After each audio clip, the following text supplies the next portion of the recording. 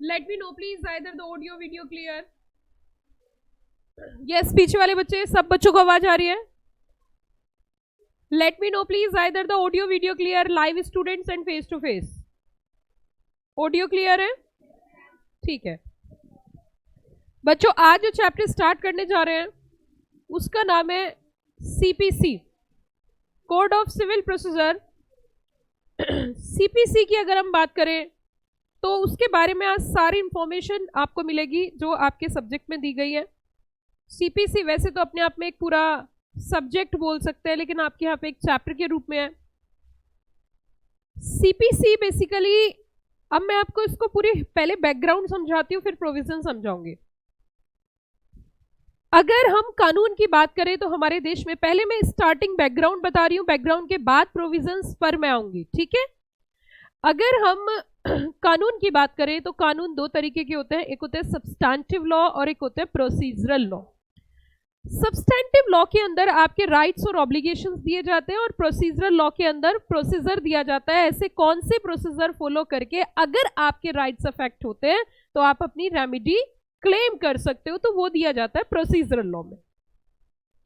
अभी मैंने आपको कुछ दिनों पहले आईपीसी पढ़ाया था, इंडियन पीनल कोड। तो Indian penal code is a procedural law और a substantive law. Substantive law हमने भारतीय दंड संहिता जब पढ़ा था तो उसमें हमने साफ कहा था कि एक सब्सटैंटिव लॉ है और इसके अंदर आपके सब राइट्स की बात की गई है और पेनल्टी की बात की गई है। अगर हम बात करें सीआरपीसी की, अगेन अ प्रोसीजरल लॉ, और अगर हम बात करें सीपीसी तो सीपीसी भी एक प्रोसीजरल लॉ है। अब हम समझते हैं इसको, थोड़ा सा और आगे चलते हैं। अब मेरी बात पे ध्यान देना, मेरे अधिकारों का हनन होगा, मेरे अधिकारों का हनन होगा। मैम मतलब क्या हुआ? अगर किसी के भी राइट्स इन्फ्रिंज होंगे, अगर अधिकारों का हनन होगा, इन्फ्रिंजमेंट का मतलब होता है हनन होना, अफेक्ट होना, तो कोर्ट जाना पड़ता है। मान के चलिए मिस्टर ए इनकी प्रॉपर्टी छीन ली, इनका फ्लैट छीन लिया, बराबर वाली लड़की ने इनका फ्लैट छीन लिया, तो अब बताइए क्या किया जाए? मार दिया जाए या छोड़ दिया जाए? बोल लड़की तेरा, क्या किया जाए? क्या ऐसा कर सकते हो आप? अगर किसी ने किसी का फ्लैट छीन लिया तो सीधा गोली मार दी जाएगी? ना बाबा ना, ऐसा नहीं है। कानून है, आपने सुनी होगी ना ये बात कि ऐसा नहीं कर सकते भैया, कानून है, कानून के तहत ही कार्रवाई होगी, कानून के बाहर जाकर कार्रवाई नहीं होगी। क्लियर? All clear? अब अगली बात सुनो। अब मुद्दा उठता है, तो इट मींस इनके अधिकारों का हनन हुआ है, और अधिकारों का हनन हुआ है तो कोर्ट के पास जाना पड़ेगा। लेकिन अगर मुझे एक और बात बताइए, अगर कोर्ट बायस हो जाए, हाँ जी, अगर कोर्ट बायस हो जाए तो कहां जाए? Yes, come on reply. अगर कोर्ट बायस हो जाए, अगर अधिकारों का हनन हुआ तो कोर्ट के पास गए, और अगर कोर्ट बायस हो जाए तो भगवान के पास ही जाना पड़ेगा, क्योंकि न्याय जो है, प्लीज देखो बच्चों, पीछे वाले बच्चे, आप ये ना सोचे कि मुझे आप दिखाई नहीं दे रहे, ठीक है, या आप पीछे बैठ के कुछ भी कर लो तो मुझे पता नहीं चलेगा, ऐसी बात नहीं, दो आंखें हैं, ठीक है। अब सुनिए, ध्यान दीजिए। तो इट मींस मुद्दा ये उठता है यहाँ पे, आपने सुना भी होगा कि न्याय दो तरीके से मिलता है, एक नीचे जमीन पर भी न्याय मिलता है और एक ऊपर भी न्याय मिलता है। नीचे और ऊपर में अंतर क्या है? आपने सुना होगा, कोर्ट की कार्रवाई अगर आपने कभी सुनी है ध्यान से, तो बोला जाता है माय लॉर्ड। सुना है? माय लॉर्ड का मतलब क्या होता है? मेरे भगवान। बिल्कुल, ये जो नीचे वाले भगवान है, ये चाहे तो किसी को जीवन दान दे सकते हैं और चाहे तो किसी का जीवन ले सकते हैं। अब पावर्स होती है ना, तो इसीलिए एक होते हैं नीचे वाले भगवान और एक होते हैं ऊपर वाले भगवान। अगर नीचे वाले भगवान की हम बात करें, जिसको हम कोर्ट के रूप में बात कर रहे हैं, तो भैया अगर कोर्ट बायस हो जाए तो हमें फिर तो भगवान के पास जाना पड़ेगा। लेकिन जरा सुनिए, जो प्रोसीजरल लॉ है, मतलब कोर्ट में किस तरीके से जाओगे, कब जाओगे, कैसे जाओगे, वो सारा प्रोसीजर जो है वो दे रखा है सिविल प्रोसीजर कोड में, ठीक है बच्चों। हमेशा ध्यान रखना, procedural law never prevail over substantive law. कभी भी कोई प्रोसीजरल लॉ सब्सटैंटिव लॉ के ऊपर प्रिवेल नहीं कर सकता। हाँ, मुद्दा ये उठता है कि अगर प्रोसीजर में कुछ गलत होता है, अगर प्रोसीजर में किसी तरीके का कुछ गलत हो जाता है तो डिसीजन चेंज नहीं हो सकता, प्रोवाइडेड अगर किसी के साथ नाइंसाफी हुई है, नहीं समझे बात को, अगर किसी के साथ नाइंसाफी हुई है, इंसाफ नहीं हुआ है, और वो उनके डिसीजन से सेटिस्फाई नहीं है, कोर्ट के डिसीजन से सेटिस्फाई, तो कोर्ट के डिसीजन को चैलेंज कर सकते हैं, बारंबार चैलेंज कर सकते हैं। कैसे चैलेंज होता है आपको पता होगा ना, कोर्ट के डिसीजन को चैलेंज किस तरीके से कर सकते हैं, एक कोर्ट के डिसीजन को चैलेंज कर सकते हैं, अपील कर सकते हैं, ऑर्डर के अगेंस्ट क्या कर सकते हैं, अपील कर सकते हैं। ये तो आपने सुना ही होगा कि जिस कोर्ट से आप सहमत नहीं हो उसके अपर कोर्ट में जाकर आप लोअर कोर्ट के ऑर्डर के अगेंस्ट क्या फाइल कर सकते हो, अपील फाइल कर सकते हो। उसी के साथ साथ इसी चैप्टर के अंदर कुछ और चीजें भी हम पढ़ेंगे, अपील हो सकता है, रिव्यू हो सकता है, रिवीजन हो सकता है, और बारंबार बदला जा सकता है। मतलब अगर कभी किसी कोर्ट के डिसीजन से कोई संतुष्ट नहीं है, उसे ऐसा लग रहा है मुझे न्याय नहीं मिला, मेरे साथ इंसाफ नहीं हुआ, तो वो कोर्ट के डिसीजन को के अगेंस्ट फाइल कर सकता है अपील, या फिर हो सकता है रिव्यू, या हो सकता है रिवीजन। ये क्या है ये मैं बताऊंगी इसी चैप्टर के अंदर। अपील आपने हमेशा सुनी होगी, रिव्यू और रिवीजन हम इस चैप्टर के अंदर पढ़ेंगे। रिव्यू मतलब वही कोर्ट वही जज एक बार देख लेता है, रिवाइज मतलब वही कोर्ट वही जज कुछ चेंजेस कर देता है, तो वो टेक्निकल प्रोविजन हम आगे चल के पढ़ेंगे। अब देखिए आप एक बात और सुनना, प्रोसीजर जो है वो तो दासी है। हम क्या बोला, एक बार और बोलना जरा, प्रोसीजरल लॉ जो होते हैं ना वो तो दासी है और सब्सटैंटिव लॉ राजा है। मैंने क्या बोला जरा फिर से सोचो इस बात को, मैंने कहा हमेशा ध्यान रखना प्रोसीजर तो दासी है और सब्सटैंटिव तो राजा है, और हमेशा ध्यान रखना चाहिए कि decision on the basis of substantive law होता है, ना कि प्रोसीजरल लॉ। डिसीजन किसके बेसिस पर होता है, सब्सटैंटिव लॉ के बेसिस पर होता है, प्रोसीजरल लॉ के बेसिस पर। Procedure is just like a lubricant, procedure is just like a lubricant which help to run the cases, जिसकी मदद से हम इजीली अपने केस को क्या कर सकते हैं, फाइल कर सकते हैं। क्या कर सकते हैं बच्चों, फाइल कर सकते हैं। क्या इतनी बात समझ में आई, आपको समझ में आया कि जो सीपीसी है वो प्रोसीजरल लॉ है और substantive law? Come on reply, CPC is a procedural law और अ सब्सटैंटिव लॉ? मैम जी ये प्रोसीजरल लॉ है। क्या प्रोसीजरल लॉ सब्सटैंटिव लॉ पे प्रिवेल कर सकता है? सब्सटैंटिव लॉ क्या होता है मैम? सब्सटैंटिव लॉ वो होता है जिसके अंदर राइट्स और ऑब्लिगेशंस दिए गए हैं। सो मैम प्रोसीजरल लॉ क्या होता है, जिस प्रोसीजर से फॉलो करके आप अपने, अगर आपके राइट्स अफेक्ट हो जाए तो उनके अगेंस्ट रेमेडी क्लेम कर सकते हो, उसको हम बोलते हैं भाई और बहनों प्रोसीजरल लॉ। क्या ये बात समझ में आई? ओके मैम, अब मैं एक शब्द बोलूंगी और आप मुझे उसका मतलब बताना। मैं एक शब्द बोलूंगी और उसका आप मतलब बताना। मैंने कहा उबी जस एबी रेमीडियम, मैम मजाक मत करो। नहीं मजाक नहीं कर रही हूँ, उबी जस एबी रेमीडियम क्या मतलब हुआ इसका? हाँ जी, उबी जस एबी रेमीडियम बोला मैंने, उबी जस एबी रेमीडियम क्या मतलब हुआ इसका? उबी जस एबी रेमीडियम क्या मतलब इसका? बहुत बढ़िया, ताली बजाओ इस बच्चे के लिए, बहुत ही अच्छा। देखो हर क्लास में एक ना एक एक्स्ट्राऑर्डिनरी बच्चा जरूर होता है, और आई थिंक सो आप एक्स्ट्राऑर्डिनरी हो। नेट से तो नहीं देखा? पक्की बात, कसम खुदा की? ठीक है, तो मेरी झूठी कसम खाएगा बेटा, सिलेबस कैसे होगा तेरा? नहीं, बीच में रह नहीं जाएगा और ऐसा कोई पढ़ा भी नहीं पाएगा, फिर कसक रह जाएगी। चलिए सुनिए जरा, ध्यान दीजिए। उबी जस एबी रेमीडियम क्या बोला मैंने? उबी जस, इसका मतलब है, अच्छा चलो तुमने इंग्लिश में बताया, कोई हिंदी में बताओ क्या क्या मतलब, मेरा मुंह। उबी जस एबी रेमीडियम का मतलब क्या होता है? When there is a right, there is a remedy। चलो हिंदी में बता दो अब इसका मतलब।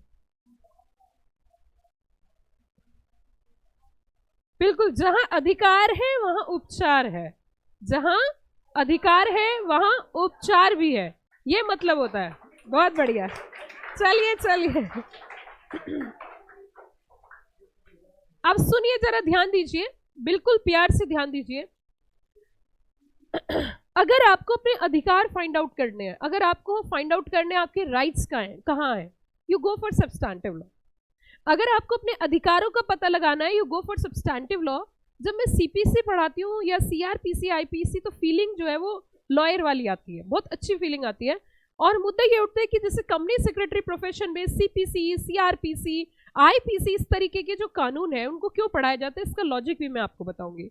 तो हम यहाँ पे बात कर रहे थे जब भी कभी हमें अपने अधिकार चेक करने हैं, जब भी हमें देखना है हमारे हमारे राइट्स कहाँ मिलेंगे, you go for substantive law. Okay, got the point. अब बात करते हैं सीपीसी पहली बार कब आया। क्या सीपीसी अंग्रेजों के टाइम पर भी था? ये बंद कर लो। क्या सीपीसी अंग्रेजों के टाइम पर भी था? जब अंग्रेजी राज था तो क्या तब भी सीपीसी था? मुद्दा ये उठता है, अगर हम इसकी बात करें तो सीपीसी पहली बार 1859 में आया था, लेकिन इसे लागू नहीं किया गया था। 1859 में इसको लागू नहीं किया गया था, फिर इसको सिस्टमेटिकली अरेंज किया in the year 1877 and finally 1882 में पिक्चर में आया। उसके बाद इसमें फिर चेंज हुआ और चेंज होके 1908 के रूप में ये पिक्चर में आया। अब मुद्दा ये उठता है कि अब हमारा देश आजाद 1908 तो बहुत पुरानी बात हो गई, क्या इसमें कुछ हमारे देश आजाद होने के बाद कुछ इंडिपेंडेंस के बाद कुछ चेंजेस भी आए या कुछ अमेंडमेंट्स भी आई? तो अमेंडमेंट्स आई। देखो, कुछ ऐसे कानून है जो हमारे देश ने एज इट इज, हमारे भारतीय संविधान ने एज इट इज अडॉप्ट कर रखे हैं, एज इट इज अडॉप्ट कर लिए पुराने टाइम के जो कानून है। तो हमारा देश आजाद होने के बाद लगभग 3 से 4 बार इसके अंदर चेंजेस आए, 3 से 4 बार इसमें अमेंडमेंट्स आई, लेकिन उतना ज्यादा डीप में आपके यहाँ पे नहीं है कि कब अमेंडमेंट्स आई, किस तरीके की आई, तो वो तो सारी मैं अपने आप ही सिलेबस के दौरान इनकॉर्पोरेट करा दूंगी। लेकिन अगली बात, मुद्दा ये उठता है कि ये जो है ना सिविल प्रोसीजर कोड की जो हम बात कर रहे हैं, कोड ऑफ सीपीसी जिसे शॉर्टकट में हम बोलते हैं, इसके अंदर 2 अलग अलग चीजें मिलेंगी, एक तो कोड है और एक आपके शेड्यूल्स है। ये जो कानून है ये यूनिफॉर्म नहीं है, फिर से सुनिए, ये जो कानून है ना ये यूनिफॉर्म नहीं है, इसीलिए इसमें एक्ट नहीं वर्ड यूज किया गया, इसमें एक्ट नहीं बोला कि CPC act 1908, code word use हुआ है। कोड मतलब यूनिफॉर्मिटी लाता है, बहुत सारी चीजों को एक जगह करके एक जगह एक कोडिफाई करता है। तो ये जो कानून है ना ये सब स्टेट के लिए एक जैसा नहीं है। इसमें जो शेड्यूल्स है ये दो अलग अलग जो पॉइंट्स मैंने बताए, मैंने कहा एक तो आपके क्या है इसके अंदर शेड्यूल्स हैं और एक आपके इसके अंदर क्या है बच्चों, कोड है। तो अब मैं थोड़ा सा आपको इसके बारे में बताती हूँ। देखो इसको किस तरीके से चैप्टर को डिवाइड किया गया है। तो एक तरफ मैंने कहा क्या है, एक तरफ कोड है और दूसरी तरफ शेड्यूल्स है। तो अगर सेक्शन की बात करें, शेड्यूल्स जो है, शेड्यूल्स शायद आपने पहले भी सुना होगा, शेड्यूल के बारे में पहले सुना है। इसके अंदर लगभग 51, फर्स्ट शेड्यूल में लगभग 51 ऑर्डर्स हैं, बहुत डिटेल में अगर हम जाएं तो। और इस कोड के अंदर 158, मैम थोड़ा इंग्लिश बोलिए ना, okay, there are total 150 sections are there, okay, so लगभग 158 सेक्शन है। अब मुद्दा ये उठता है कि ये 2 अलग चीजें क्यों बनाई गई है, अलग अलग क्यों रखा गया है, इसका मैं थोड़ा सा रीजन बताती हूँ। ये इसलिए रखा गया है, खास बात ये है कि ये जो सीपीसी कानून है ना ये यूनिफॉर्म नहीं है। क्या बोला मैंने, ये यूनिफॉर्म नहीं है। क्यों यूनिफॉर्म नहीं है? पूरे हिंदुस्तान के अंदर, पूरे इंडिया के अंदर इसके अलग अलग वे हैं, अलग अलग राह हैं, अलग अलग तरीके हैं, अलग अलग वे दिए गए हैं। इसीलिए शेड्यूल बनाकर, ये जो शेड्यूल्स बनाई गई है ना, शेड्यूल बनाकर स्टेट को पावर दी गई है, स्टेट को पावर दी गई है और वो अपने राज्य में चेंज कर सकता है किस तरीके से काम करना है। हाई कोर्ट के पास भी पावर है। जैसे फॉर एग्जांपल मैं आपको बताती हूँ, जरा सुनो। जैसे अगर हम दिल्ली की बात करें, प्रोसीडिंग्स इंग्लिश में होती हैं, अगर हम यूपी की बात करें, प्रोसीडिंग्स हिंदी में होती हैं। कहीं पर इलेक्ट्रॉनिक फॉर्म में ज्यादा काम किए जाते हैं, कहीं पर इलेक्ट्रॉनिक फॉर्म में कम काम किए जाते हैं। तो ये जो सीपीसी है ना, it is not uniform, it is not like, हम कह सकते हैं सब जगह एक जैसा प्रोसीजर नहीं है। प्रोसीजर में थोड़ा बहुत बदलाव कर सकती है स्टेट अपने अकॉर्डिंग, और हाई कोर्ट के पास पावर है इस तरीके की चीजों को चेंजेस करने की। समझ में आ गई मेरी बात? देखा होगा आपने दिल्ली की अगर प्रोसीडिंग कोर्ट की कार्रवाई देखे तो इंग्लिश प्रोसीडिंग्स है, आप यूपी की देखोगे तो वहां पे क्या है, हिंदी प्रोसीडिंग्स है। तो इस तरीके से क्या कर सकते हैं, बहुत सारे, there are so many procedures are there, तो वे अपने अनुरूप चेंज कर सकते हैं। क्या इतनी बात समझ में आई? एक बार फिर से सारा बता दूं। अगर सीपीसी की बात करें, सिविल प्रोसीजर कोड हमारा जो है 1908 में आया, उसके बाद there are so many amendments, approximately 2002 में भी इसमें अमेंडमेंट हुई, 1976 में अमेंडमेंट हुई। तो कुछ अमेंडमेंट होने के बाद पिक्चर में आया, और इसमें ये जो सीपीसी है ये एक प्रोसीजरल लॉ है, ये सब्सटैंटिव लॉ नहीं है। सब्सटैंटिव लॉ में राइट्स एंड ऑब्लिगेशंस होते हैं और प्रोसीजरल लॉ में प्रोसीजर दिया होता है, वो भी जस्ट एवी रेमिडियम, जहां जहां अधिकार है वहां उपचार है। इतनी बात समझ में आई? अब देखिए इसमें चैप्टर की अगर हम बात करें, अगर चैप्टर की हम बात करें तो एक बार थोड़ा सा आप रीड करिए, आपको कुछ बातें समझ में आएगी। द कंपनी सेक्रेटरी से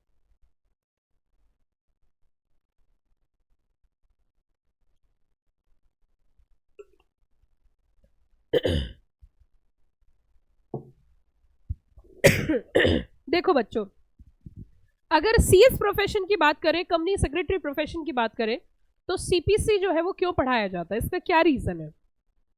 इन्होंने कहा देखो there are so many laws are there, so many laws are there, corporate है, इंडस्ट्रियल है, टैक्सेशन है, प्रॉपर्टी, अर्बन लैंड, एंड इसमें बहुत सारी रिस्पॉन्सिबिलिटीज होती है। तो कंपनी सेक्रेटरी एक ऐसा प्रोफेशनल है जिसको प्रोसीजर लॉ की नॉलेज होती है और वो इजिली हम लीगल एक्शन कैसे ले उसको गाइड कर सकता है, बता सकता है। उसी के साथ साथ अब यहाँ पे कुछ चैप्टर हम जब स्टार्ट करेंगे तो कुछ प्रोविजंस के साथ स्टार्ट करेंगे, लेकिन प्रोविजन से पहले मुझे कुछ और बातें भी बतानी है। सबसे पहले देखिए, मान के चलिए मिस्टर ए का वोटिंग राइट था और मिस्टर ए का वोटिंग राइट उससे छीन लिया गया, उसको वोट डालने से मना कर दिया कि तुम वोट डाल ही नहीं सकते, अधिकार उनसे छीन गया। तो अब वो केस फाइल करेंगे। क्या फाइल करेंगे? केस फाइल करेंगे। कहां पर? सिविल कोर्ट में। और जब सिविल कोर्ट में केस फाइल करेंगे तो जो व्यक्ति केस फाइल करता है, जो व्यक्ति केस फाइल करता है, फिर से सुनना, जो व्यक्ति केस फाइल करते हैं, जीरो बेसिक्स से मैं आपको पढ़ाना शुरू करूंगी। जो व्यक्ति केस फाइल करता है उसे प्लेंटिफ बोलते हैं। जो व्यक्ति केस फाइल करता है उसको प्लेंटिफ बोलते हैं और जिसके खिलाफ करता है उसको डिफेंडेंट बोलते हैं। इतनी बात समझ में आई? इट मींस जो केस फाइल करेगा उसको प्लेंटिफ बोला जाएगा और जिसके खिलाफ करेगा उसको डिफेंडेंट बोला जाएगा। Clear? You all clear? Plaintiff court में जाता है, कहता है जी बर्बाद हो गया, इसने मेरे राइट अफेक्ट कर दिए, तो वो अपनी शिकायत जो होती है, जो भी बातें रखता है, जो भी फैक्ट्स रखता है, उसको बोलते हैं प्लांट फाइल करना। क्या बोलते हैं? अब डिफेंडेंट के खिलाफ शिकायत हुई है तो डिफेंडेंट भी रिप्लाई करेगा, तो डिफेंडेंट अपने रिप्लाई में जो स्टेटमेंट देता है उसे बोलते हैं रिटन स्टेटमेंट। क्या बोलते हैं उसे? Written statement. अब जब ये केस चलेगा, केस चलेगा, केस चलेगा, केस चलेगा, केस चलेगा, और जैसे कि आप सब बच्चे जानते ही हो, तारीख पे तारीख, तारीख पे तारीख, और लास्ट में मिली तो सिर्फ क्या? तारीख। इट मींस अब देखिए फाइनली एक तारीख ऐसी आती है जिस तारीख पर डिसीजन सुनाया जाता है, और जब वो तारीख आती है जिस पर डिसीजन सुनाया जाता है तो एक पार्टी विनर होती है और एक पार्टी लूजर होती है। एक पार्टी हारती है तो एक पार्टी जीतती है। जिसके फेवर में डिसीजन आता है, फिर से सुन लेना मेरी बात, जिसके फेवर में डिसीजन आता है उसको बोलते हैं डिक्री होल्डर। क्या बोलते हैं? और जिसके अगेंस्ट में डिसीजन आता है उसको बोलते हैं जजमेंट डेटर। क्या बोलते हैं बच्चों से? Judgement debtor. इतनी बात समझ में आई? तो अब ये तो पॉइंट आपको क्लियर हो गया होगा कि जो केस फाइल करता है, जो केस फाइल करता है उसे बोलते हैं प्लांटिफ, और जिसके खिलाफ करता है, जब वो अपनी वजह बताते हैं, सर जी केस फाइल करने की वजह ये है, कॉज ऑफ एक्शन ये है, तो उसे बोलते हैं प्लेंट, और जब डिपेंडेंट रिप्लाई करता है तो उसे बोलते हैं रिटन स्टेटमेंट। केस जीतने वाला डिक्री होल्डर, केस हारने वाला judgement debtor. Clear? You all clear? अच्छा, अब सुनिए जरा, मुद्दा ये उठता है कि जहां पर भी कोई दिक्कत हुई वहीं जाकर केस फाइल कर दो। जहां पर भी XYZ, जहां भी कोई दिक्कत हुई, किसी के साथ कहीं भी प्रॉब्लम हुई, वहीं केस फाइल कर दो। क्या ऐसा कर सकते हैं? Answer is no. Case file करने का भी एक दायरा होता है, एक जुरिस्डिक्शन होता है। वो आपका टेरिटोरियल जुरिस्डिक्शन हो सकता है, वो आपका पिक्यूनरी लिमिट हो सकती है, वो आपकी स्पेशलाइजेशन हो सकती है। मैम जी ये पॉइंट समझ नहीं आया, बिल्कुल समझाऊंगी, एक चीज लिखवाऊंगी। मतलब ये नहीं है कि जहां मन करा, आपका लक्ष्मी नगर में मन करा जी मुझे तो यहीं केस फाइल करना है, तो क्या आप यहीं पर केस फाइल करोगे? तो उसके लिए चेक करना पड़ेगा टेरिटोरियल जुरिस्डिक्शन, पिक्यूनरी जुरिस्डिक्शन और स्पेशलाइजेशन। जैसे फॉर एग्जाम्पल, जैसे लेबर के जो मुद्दे हैं वो लेबर कोर्ट में जाते हैं। मैं अभी पूरा बैकग्राउंड समझा रही हूँ कानून का, मैंने अभी चैप्टर पढ़ाना स्टार्ट नहीं किया, मैं चैप्टर का सिर्फ और सिर्फ क्या बता रही हूँ आपको? बैकग्राउंड। अब मुद्दा उठता है कि जैसे लेबर का केस है तो वो कौन सी कोर्ट में जाएगा? वो सीधा हाई कोर्ट चला जाएगा। Answer is no, labour court में। उसी के साथ जैसे टैक्सेशन के मुद्दे हैं तो रेवेन्यू कोर्ट में। इसी तरीके से पिक्यूनरी लिमिट की अगर मैं बात करूं तो आपको कंज्यूमर एक्ट में पढ़ाऊंगी, और वहां पे ना पावर दे रखी है, वहां पर पावर दे रखी है कि 1 करोड़ रुपए तक का मैटर आप इस वाली कोर्ट में जाओगे, 1 करोड़ से आप ऊपर जाओगे, उससे ऊपर जाओगे, नेशनल कमीशन के पास जाओगे, देन सुप्रीम कोर्ट जाओगे। तो वो कैसा जुरिस्डिक्शन हो गया? बताइए जल्दी से। वो हो गया पिक्यूनरी जुरिस्डिक्शन। पिक्यूनरी जुरिस्डिक्शन का मतलब होता है इन terms of money, in terms of money. उसी के साथ टेरिटोरियल जुरिस्डिक्शन होता है कि टेरिटरी का, उस एरिया का जहां पर आपको केस फाइल करना है। एक अपीलेबल जुरिस्डिक्शन भी होता है जहां अपील करने का जुरिस्डिक्शन होता है, जैसे हाई कोर्ट की अपील कहां हो सकती है, सुप्रीम कोर्ट। तो सुप्रीम कोर्ट के पास क्या है, अपीलेबल जुरिस्डिक्शन। क्या बोला मैंने, जैसे हाई कोर्ट पे कोर्ट ऑफ सेशन के अगेंस्ट जा सकते हैं, तो वो क्या हो गया, अपीलेबल जुरिस्डिक्शन। समझ आई मेरी बात। चलिए अब अपना एक रजिस्टर और कलम और दवात निकाल लीजिए जल्दी से, कलम और दवात निकाल लीजिए।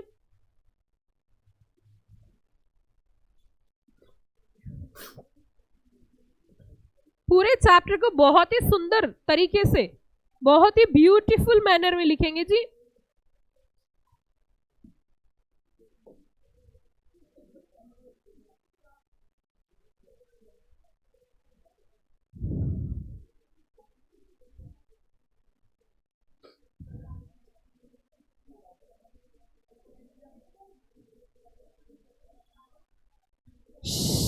No no no no talking please, बहुत ज्यादा बातें करते हो।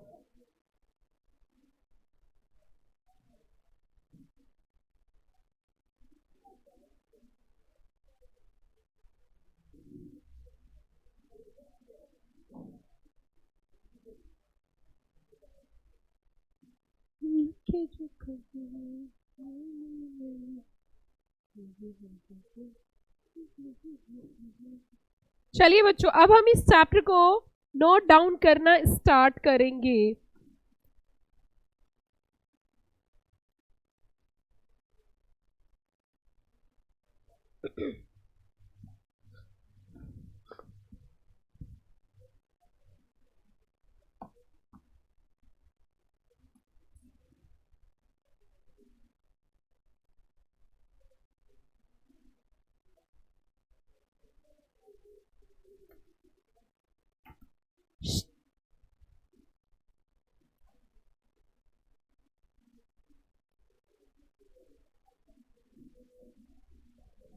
बेटा वहां पर ऊपर अलमारी में ना ऐसा एक पेन का वो रखा हुआ है पैकेट, पूरा मेरी वाली अलमारी में, रेड कलर की जो है, इसमें फाइल्स रखी है नीचे केबिन में। ऐसा पैकेट ले आना, ये ले जाओ, ये डाल देना डस्टबिन में।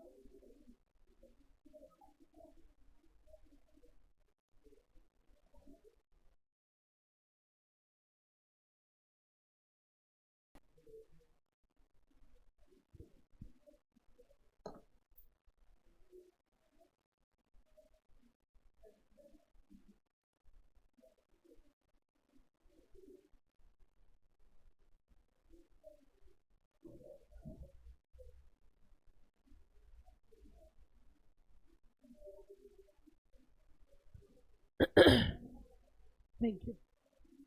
खोल दो इसे, खोल दो, खुल गया।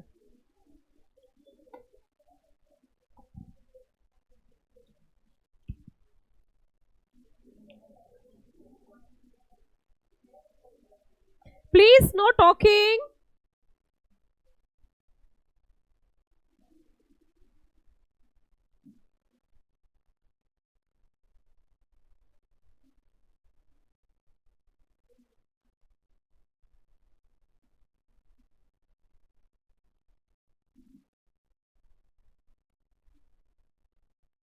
One is a substantive law and second one is a procedural law.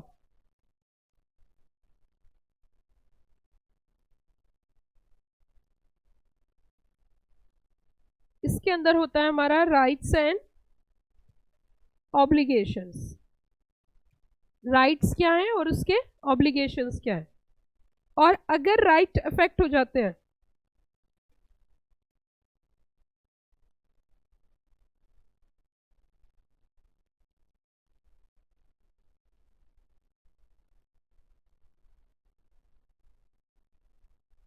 तो उसका क्या प्रोसीजर होगा उसको वापस लेने का।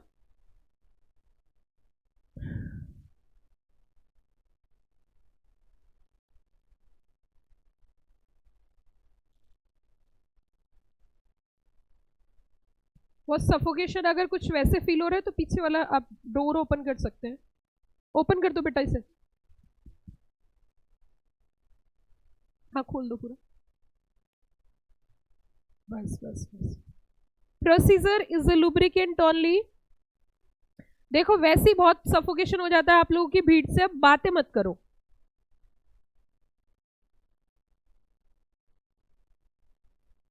एसी अभी चला नहीं सकते,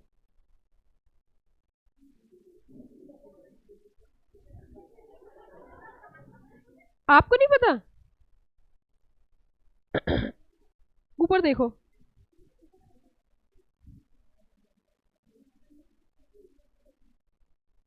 which help to run cycle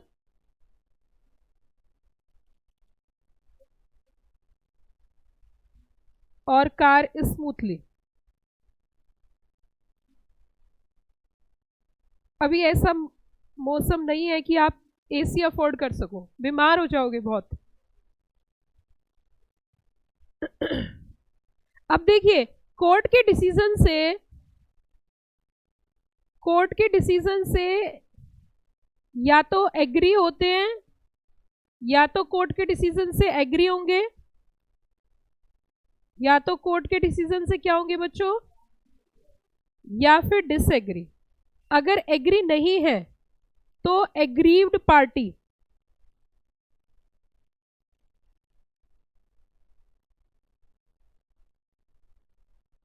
तो क्या बोला मैंने, एग्रीव पार्टी के पास कुछ पॉइंट्स हैं। क्या क्या, जैसे कि मैं बताती हूँ क्या क्या हो सकता है। आगे चले। यस लाइव स्टूडेंट सब कुछ सही चल रहा है, ऑडियो वीडियो सब प्रॉपर है। Live students audio video proper है। चलिए एग्रीव पार्टी, अब सुनिए आगे चलते हैं।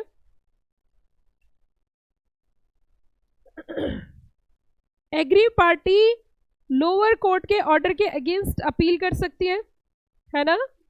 एक तो अपील हो सकती है, दूसरा रिव्यू हो सकता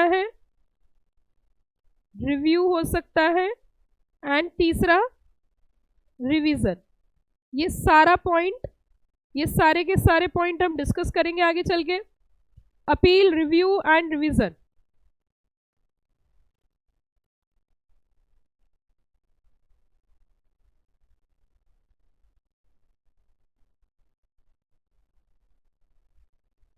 हो गया बेटा। अब यहां देखेंगे सीपीसी किस तरीके से काम करता है। CPC how to work. CPC how to work. CPC how to work. So it is divided into two parts. एक तरफ कोड है और दूसरी तरफ शेड्यूल्स है।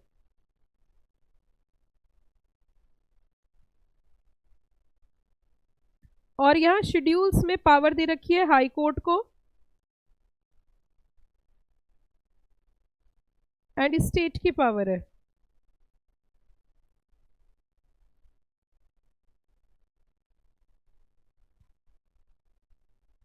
Total 158 sections are there.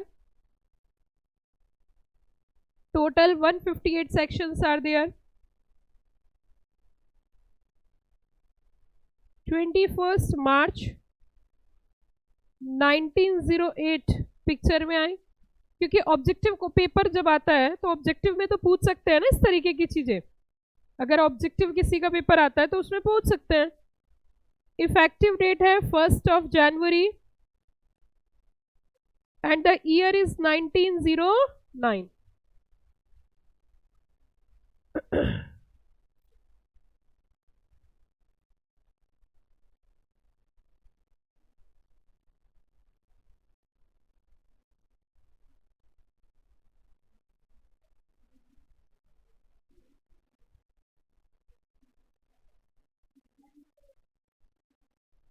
हो गया बेटा यहाँ तक?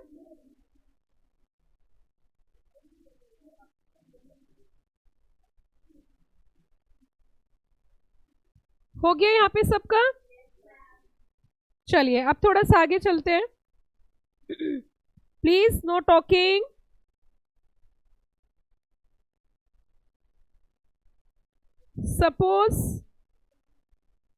सपोज मिस्टर ए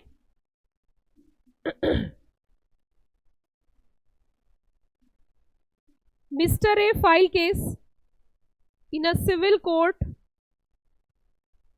ये डबल काम ना करो पढ़ते हुए और पीछे बातें भी चल रही हैं, चुगलियां चल रही हैं एक दूसरे की। फाइल केस क्या हुआ भाई? अर्पिता कौन है? हर्षिता कौन है? आप? ये किसे बुला रही है? हर्षिता को क्यों बुला रही हो?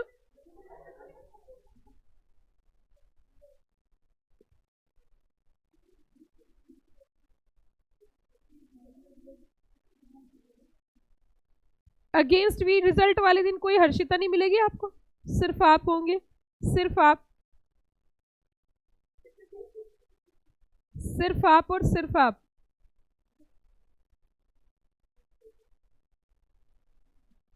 कोर्ट का डिसीजन मतलब कोर्ट के आदेश के अगेंस्ट अपील कर सकते हैं, रिव्यू कर सकते हैं, रिवीजन करा सकते हैं। सुनो बच्चों सुनो, नो टॉकिंग। अब मिस्टर ए फाइल करेगा केस अगेंस्ट बी, तो जो केस फाइल करेगा उसको क्या बोलते हैं? क्या बात है, बहुत ही बढ़िया बच्चे। और अब जिसके अगेंस्ट उससे बोलते हैं डिफेंडेंट।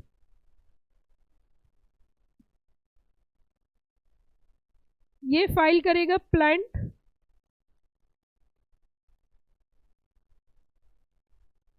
मिस्टर बी कोर्ट में फाइल करेगा रिटन स्टेटमेंट।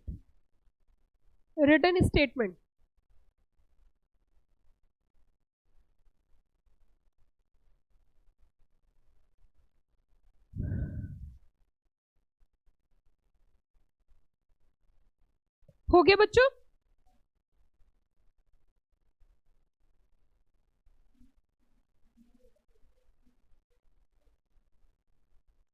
लिखिए जल्दी से।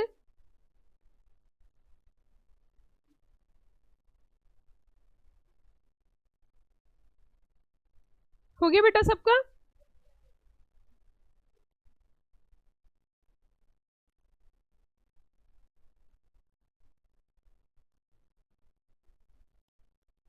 कोर्ट का जो डिसीजन होता है, देखिए बिना नोटिंग के पढ़ना बेकार है। नोटिंग नहीं, कुछ याद नहीं, और कुछ याद नहीं तो तुम पास नहीं, ठीक है?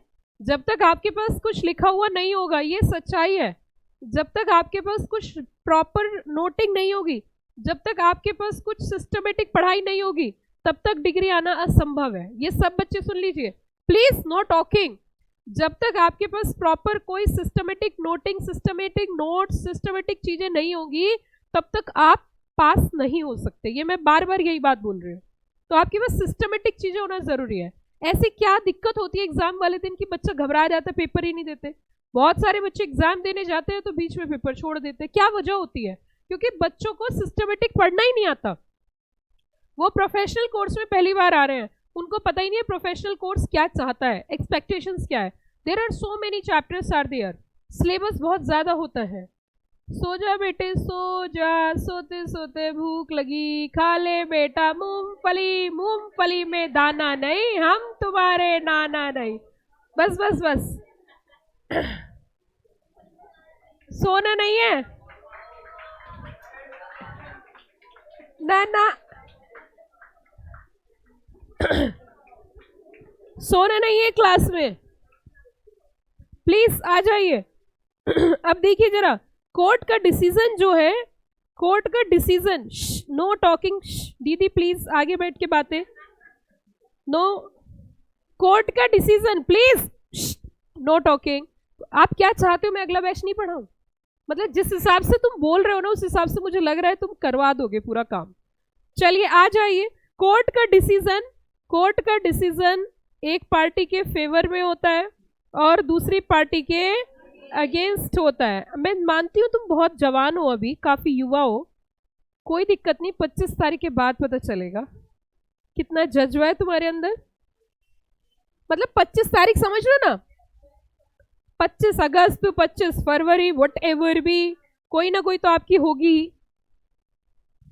आप फिर गाना गाओगे, कभी ना कभी तो होगी मेरी, कभी ना कभी, कभी ना कभी, जानते हो ना, कभी ना कभी तो होगी मेरी, क्या सीएस की डिग्री।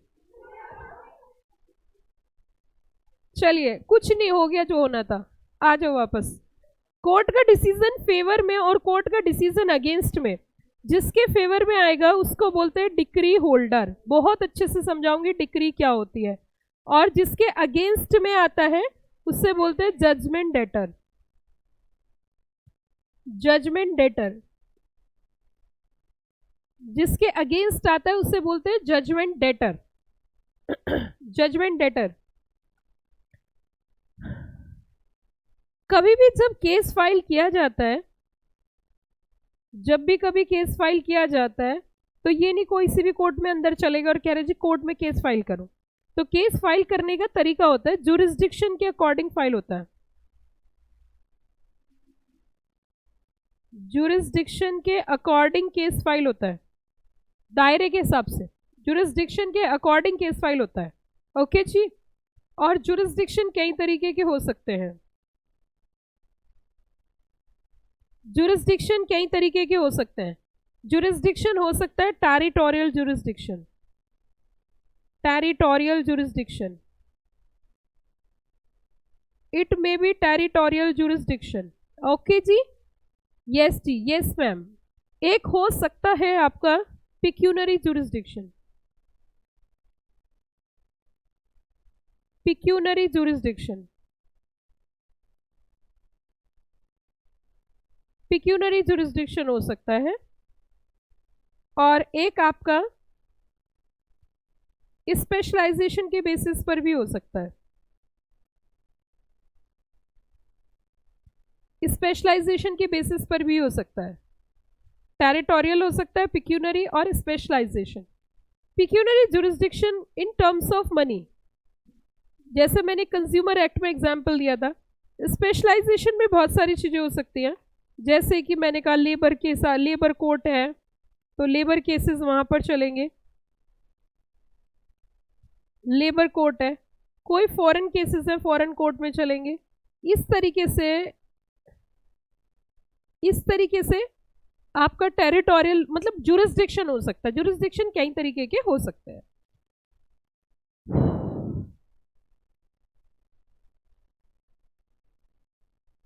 हो गया मेरे प्यारे प्यारे बच्चों? कभी इधर कभी उधर, मैं इधर चला कभी मैं उधर चला, लिख लिया सब बच्चों ने? चलिए जी, धीरे धीरे आगे बढ़ते हैं। और आप जानते हो धीरे धीरे से मेरी जिंदगी में आना, हाँ जी, तो सीपीसी धीरे धीरे आपकी जिंदगी में आ रहा है। हो गया? पीछे पीछे लास्ट वाले बच्चे, आवाज सही आ रही है? कोई दिक्कत तो नहीं है? ठीक है, चलो जी आगे चलते हैं। और हम चलते हैं एक कॉन्सेप्ट की ओर, और कॉन्सेप्ट है कॉज ऑफ एक्शन। सारे कॉन्सेप्ट बहुत डिटेल में और बहुत ही आराम आराम से समझेंगे। Cause of action, cause of action,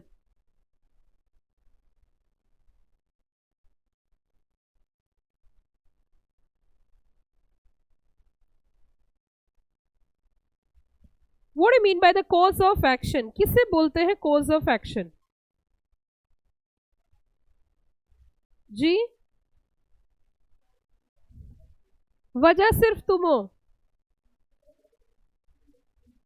ये देखिए, cause of action, cause of action means every fact, please no talking.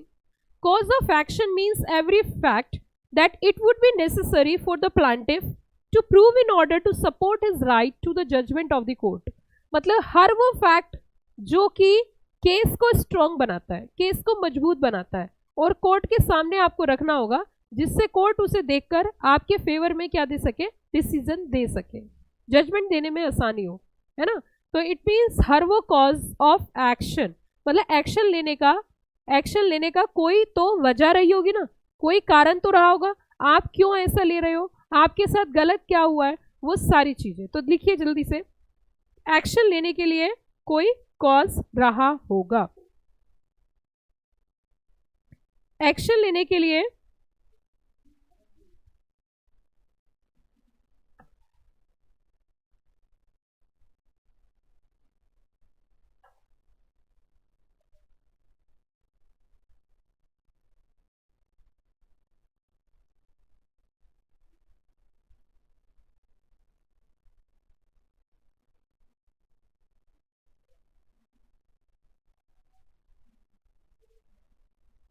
Please,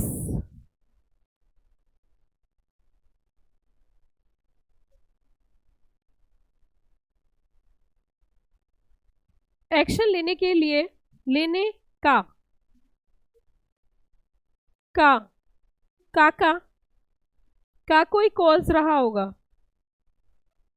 का लिखो, का कोई कॉज, हाँ लिख लो, काका लिख लो, मामा लिख लो। मामा के साथ क्या रिश्ता होता है, मामी, बेटा बहुत पिटेगा।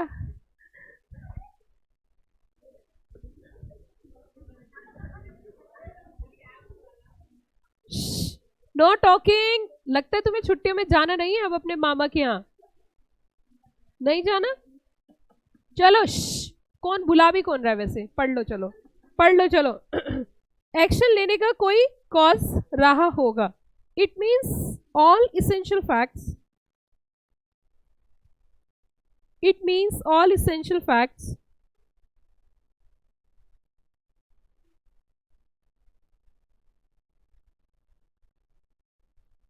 it mean all essential facts constituting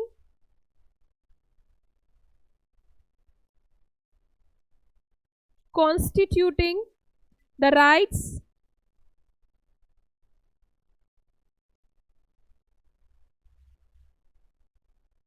and its infringement.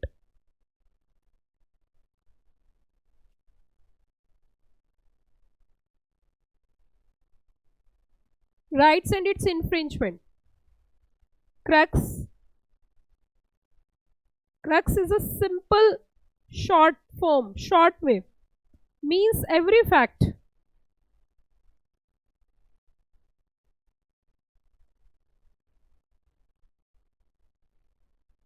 Means every fact that would be necessary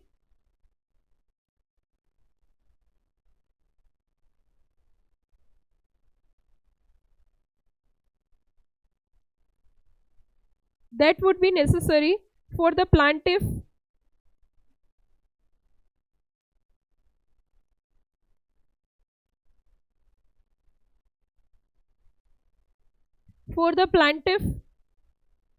to prove in order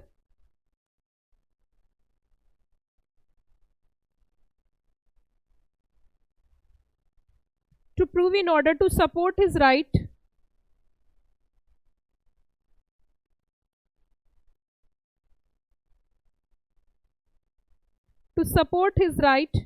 to the judgment of the court.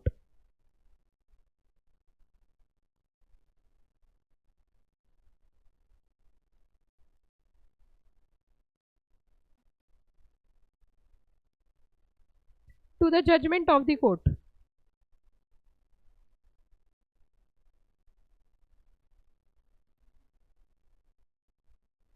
हो गया बच्चों? means every fact that would be necessary for the plaintiff to prove in order to support his right to the judgment of the court. अब देखिए अब मैं आपको जो पढ़ाने जा रही हूं वो आपके एग्जाम के लिए हाईली एक्सपेक्टेड क्वेश्चन है। मतलब लगभग 90% चांसेस है, 90% चांसेस है कि आपके एग्जाम में इस टॉपिक से क्वेश्चन आएगा। और वो क्या है जरा मैं बताती हूँ। डॉक्ट्रिन ऑफ रेस सब जुडिस, डॉक्ट्रिन ऑफ रेस सब जुडिस। मैम जी समझ नहीं आया? बिल्कुल समझ आएगा, धीरे धीरे समझेंगे। डॉक्ट्रिन ऑफ रेस सब जुडिस। मैम जी रेस का मीनिंग क्या होता है? ये लैटिन शब्द है। रेस का मीनिंग होता है सब्जेक्ट मैटर।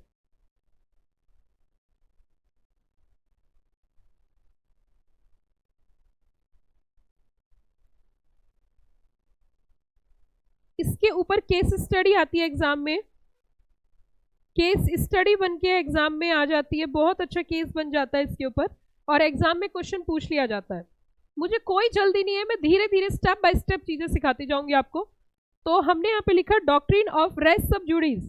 तो रेस का मतलब हुआ सब्जेक्ट मैटर और सब जुडिस का मतलब है पेंडिंग।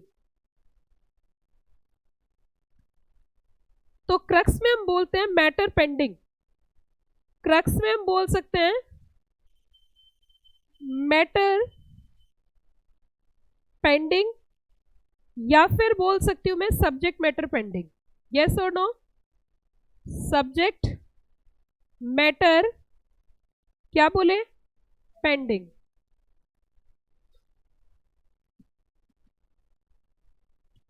अब इसको पहले मैं समझाऊंगी और फिर इसके बारे में मैं आपको लिखवाऊंगी।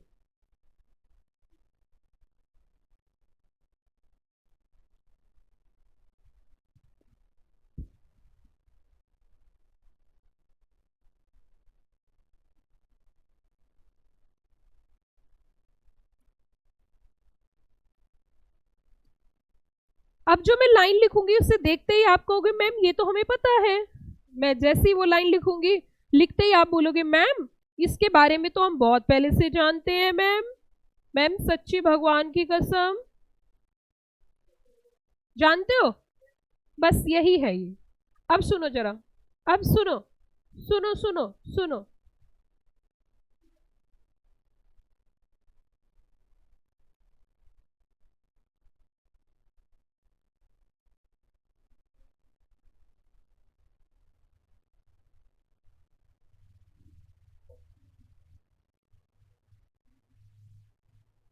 सुनो बच्चों ध्यान से सुनो, सुनो बच्चों ध्यान से सुनो।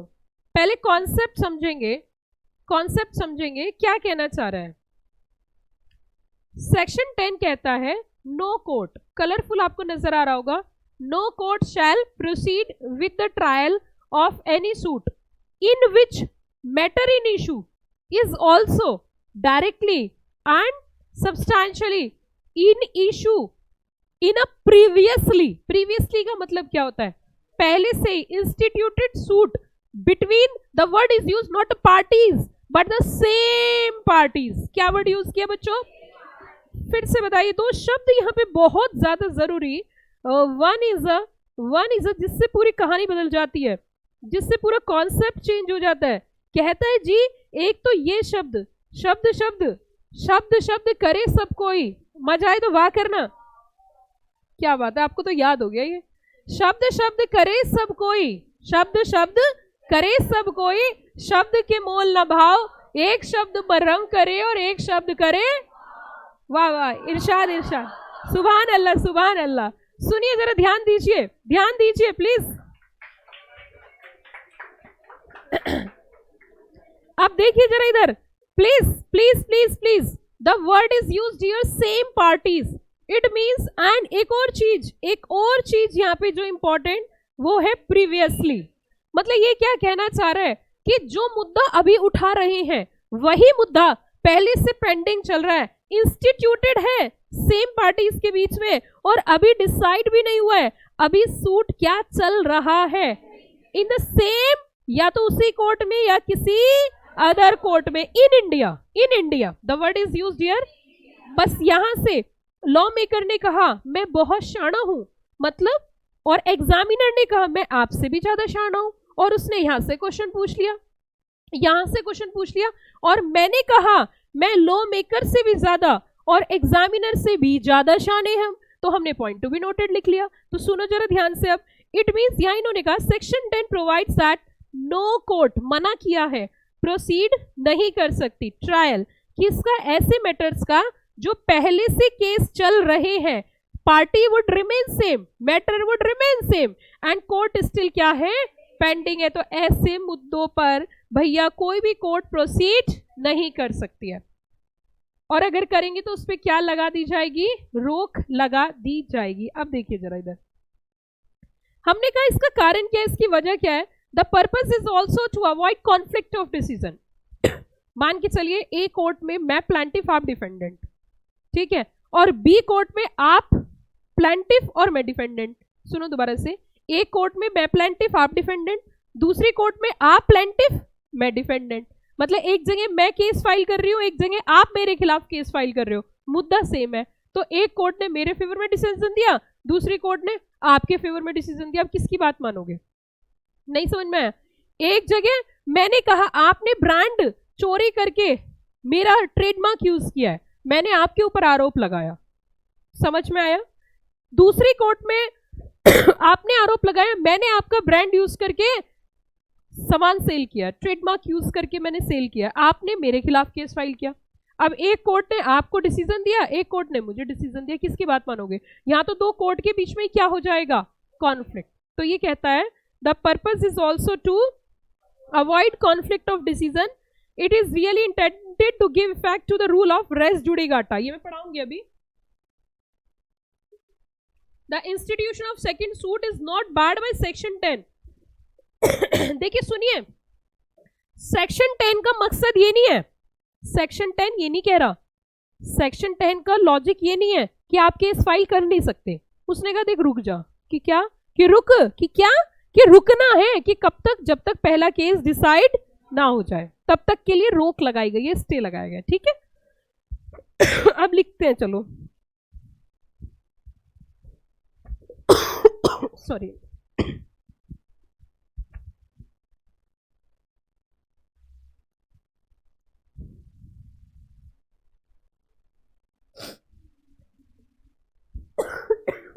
नितेश पानी लाना।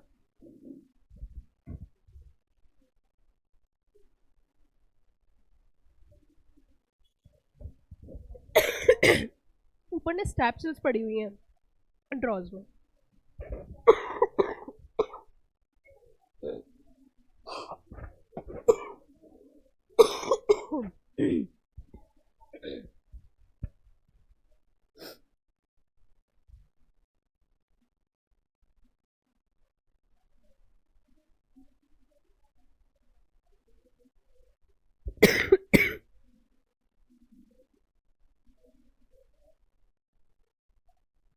Mr. A file case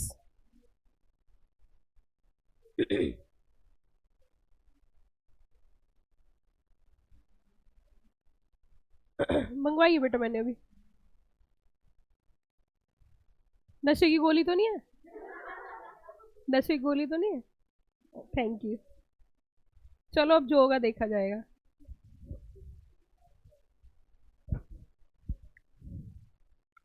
चलिए बच्चों,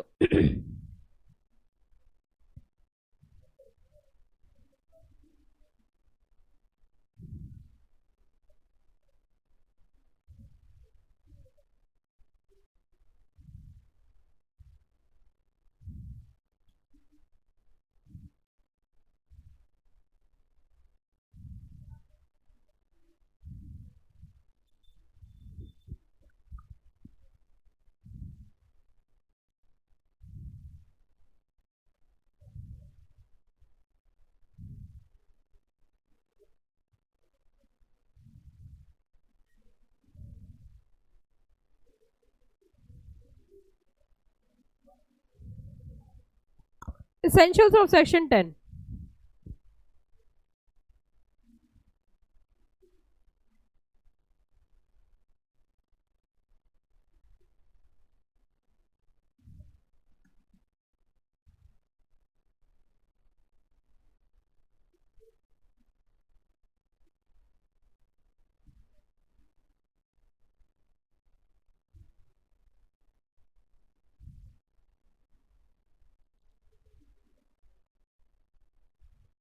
prior suit, same party, same cause of action.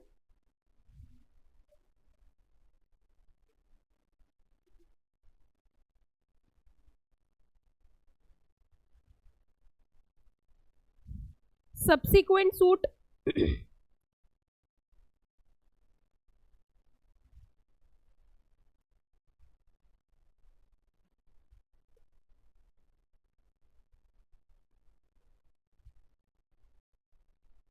Objective of section 10.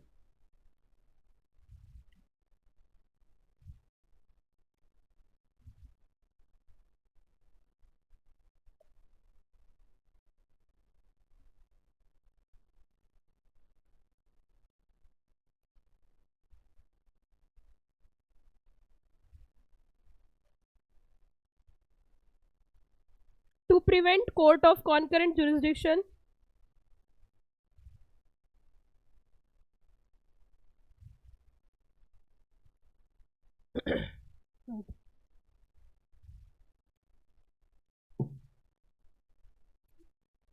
कोई बात नहीं.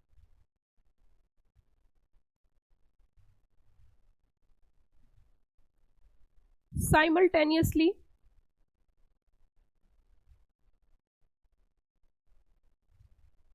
trying to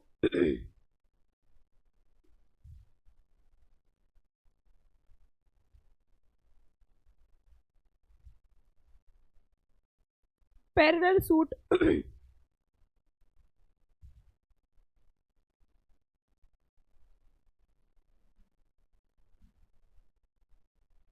in respect of same matter and issue.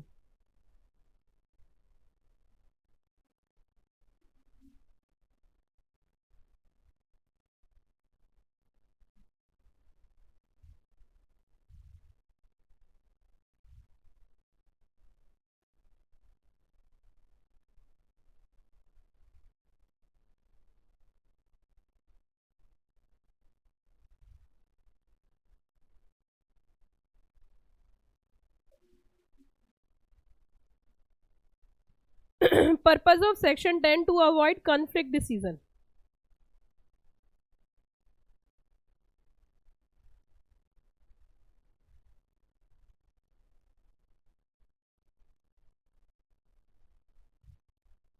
यहां तक नोट कर लिया बच्चों?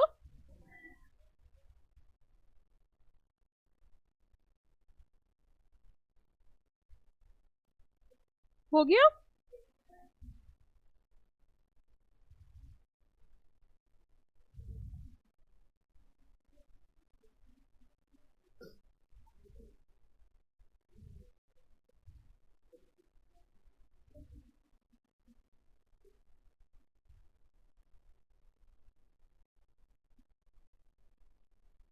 The institution of second suit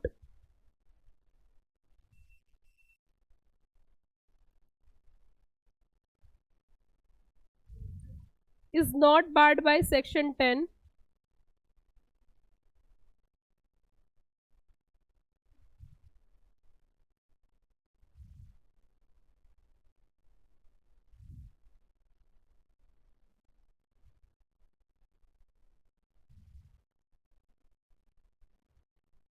it is only stay the trial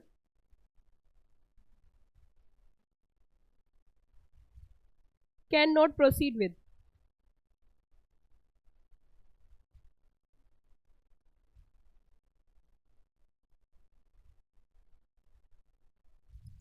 Trial cannot proceed with.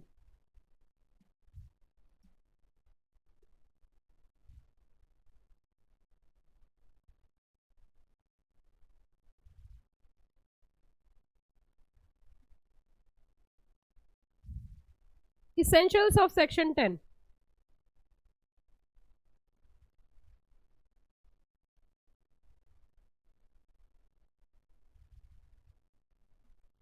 There must be instituted, please. There must be instituted. There must be two suits instituted at different times.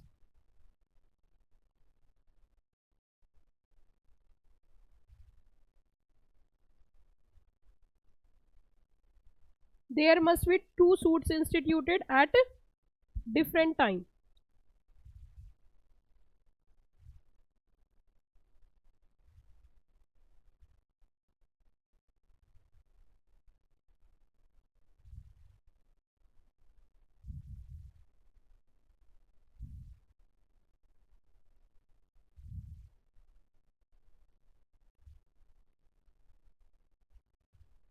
Is same in subsequent suit.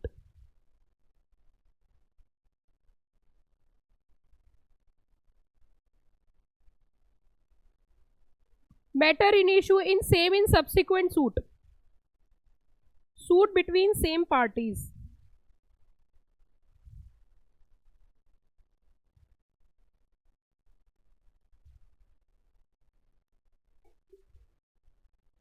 Suit between same parties.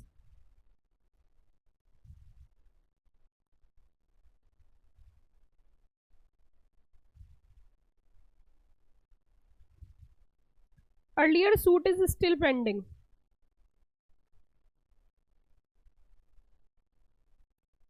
Earlier suit is still pending.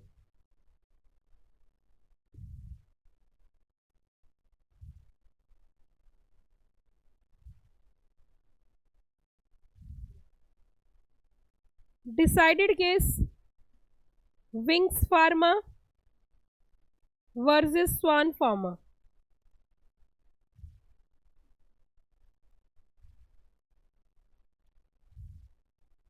अब वही वाला point to be noted. Pendency of suit in foreign court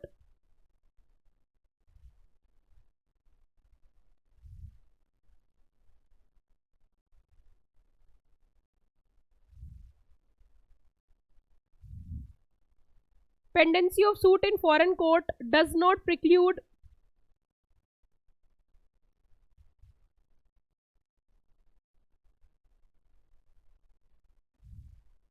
to court in India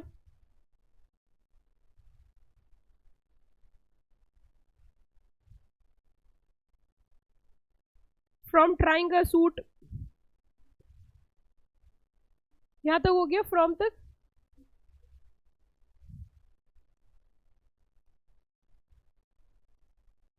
from तक लिख लिया.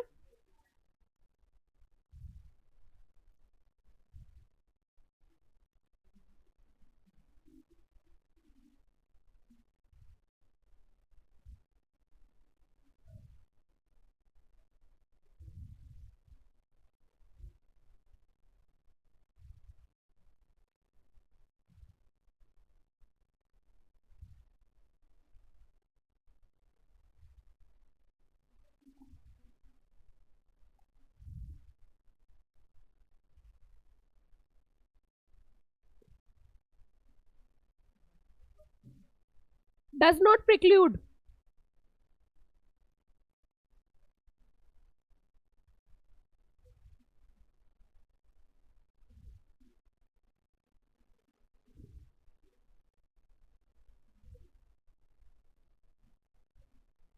हो गया बच्चों.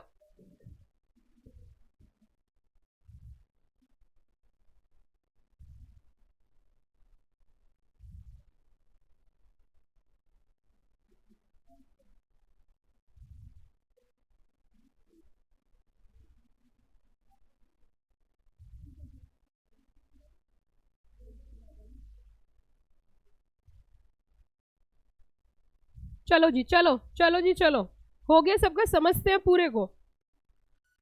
लिख लिया सब बच्चों ने. देखो भाई और बहनों,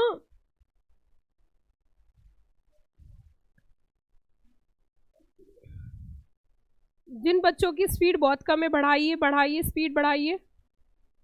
हो गया सबका. चलो अभी से समझते हैं. सारे बच्चे अपनी नोटिंग निकालो, चलो जल्दी से.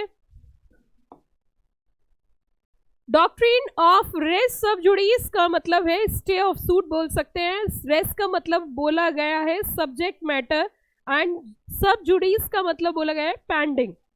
क्रक्स में हमने कहा कोई भी मैटर जो कि पेंडिंग है, या सब्जेक्ट मैटर जो क्या है पेंडिंग है.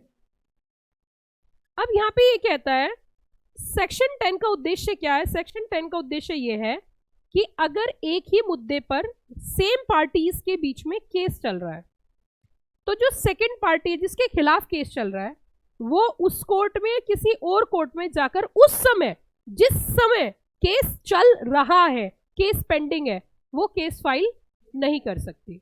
मुद्दा नंबर 1, क्या केस डिसाइड होने के बाद हो सकता है? Answer is yes. क्या फॉरेन कोर्ट में हो सकता है? Answer is yes. क्या इंडियन कोर्ट में नहीं होगा? Answer is yes. क्लियर? अब सुनिए, उद्देश्य क्या है सेक्शन 10? वो कहता है भैया हम ये चाहते हैं कि एक ही मुद्दे पे दो कोर्ट का एक ही सेम पार्टीज के बीच में कॉन्फ्लिक्टिंग डिसीजन ना आए। अब सेक्शन 10 का ऑब्जेक्टिव समझिए, to prevent court of concurrent jurisdiction simultaneously trying a parallel suit in respect of same matter and issue. The purpose of section 10 to avoid conflict of decision. The institution of second suit is not barred by section 10. उसने साफ कहा कि मैं मना नहीं कर रहा हमेशा के लिए, लेकिन अभी के लिए रोक लगा रहा हूं, स्टे लगा रहा हूं। It is only stay. It is only stay that trial cannot proceed with. अब essential, there must be two suits instituted. Section 10 कहाँ लागू होगा? उसके बाद कहता है at different times matter in issue is same in subsequent suit. जो second suit भी फाइल हो रहा है उसमें भी मैटर वही है जिसके ऊपर केस अभी, suit between same parties, earlier suit is still pending. अब देखो एक केस हुआ था Swan Wings Pharma and Swan Pharma का। विंग्स ने कहा था कि स्वान ने मेरा ट्रेडमार्क चुरा के सामान बेचा है, और स्वान ने उल्टा केस कर दिया था कि विंग्स ने मेरे खिलाफ मेरा ट्रेडमार्क चुरा के सामान बेचा है। तो यहाँ पे डिसाइड हुआ था कि पहले एक पार्टी का डिसाइड होगा, उसके बाद तुम कुछ बोलोगे। अब पेंडेंसी ऑफ सूट इन मेरे पॉइंट टू, मैंने कहा था ना कि इंडिया वर्ड यूज किया, इंडिया। मैंने कहा था लॉ बहुत, जिसने लॉ बनाया वो बहुत तेज है, एग्जामिनर भी तेज है, और हम सबसे आगे सबसे तेज है। तो हमने वही चीज लिख ली, point to be noted, pendency of suit. Even इस पॉइंट पे भी कभी कभी एग्जामिनर क्वेश्चन पूछ लेता है, देखना चाहते बच्चे पढ़ते कैसे हैं। तो देखिए क्या लिखा है यहाँ पे, जरा देखना बच्चों। Pendency of suit in foreign court does not preclude to court in India from trying a suit on the same cause of action. It means foreign courts are not covered. Foreign court पे ये वाला अगर कोई case foreign में pending चल रहा है तो वो इंडिया में भी फाइल हो सकता है। फॉरेन कोर्ट्स को यहाँ पे कवर नहीं किया गया है। ठीक है बच्चों, ये था हमारा डॉक्ट्रिन ऑफ रेस सब जुडिस, जो कि हो गया है पूरा। क्लियर? You all clear? ये लाइव वाले बच्चे जो दूरदर्शी है, दूरदर्शन वाले बच्चे, anybody having any doubt you can ask me frankly. May I proceed for next topic? चलिए जी, अब हम आगे चलते हैं।